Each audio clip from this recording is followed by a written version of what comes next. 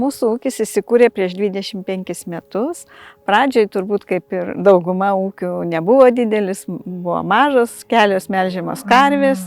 Ir iki 2015 metų vystėm melžimų pieno ūkį, melžimų karvių.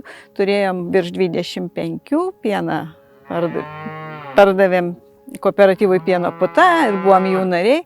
Bet po truputį jau vystėm ir šalia ir mėsinių galvijų ūkį. Jau 2012 atsivežėm iš Čekijos 5 viršingas pirmasis angusų veislės telyčias ir šalia pieno ūkio pradėjom veisti mėsinį.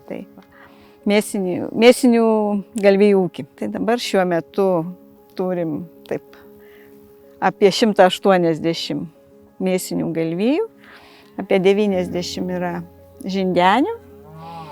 Ir taip užaugo mūsų ūkis. Šalia mūsų ūkio kartu yra ir sūnaus ūkis Aurimo, kuris taip pat užsiima mėsinę gyvulininkystę, augina angus, galvijus. Neseniai prieš keletą metų iš Čekijos atsivežė grynaveislių angus veislių telyčių 10. Tai ir sėkmingai ūkininkaujam.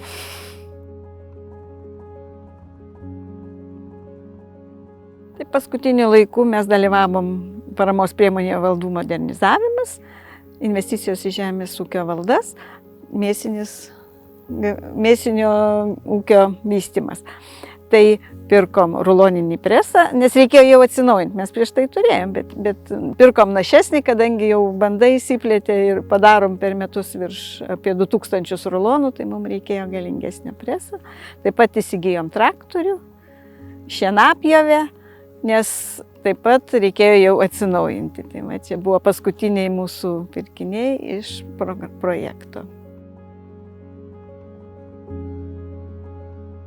Aš manau, nėra labai sudėtingas, aišku, jeigu nėra labai didelė paraiška nesusijusi su statybom. Jeigu įsigyji ten traktorių, kaip mes įsigijom rulonų presą, ten šienapjovę, tai tie visi procedūriniai dalykai nėra labai painus. Mes viską patys savo jėgom darėm, paraišką pildžiau aš pati žūmis sistemoje, tai yra patogu, nes ten klaidų nepadarysi, klaidas sistema taiso.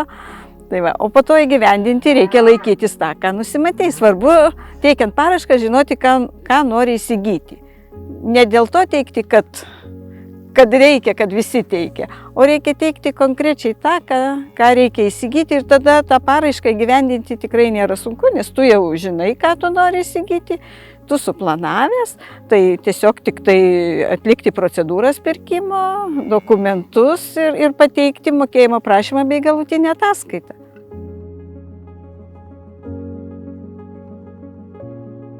Taip, tai be paramos tai tikrai nebūtų tiek ūkis išsivystęs, kadangi investicijos labai brangiai kainuoja.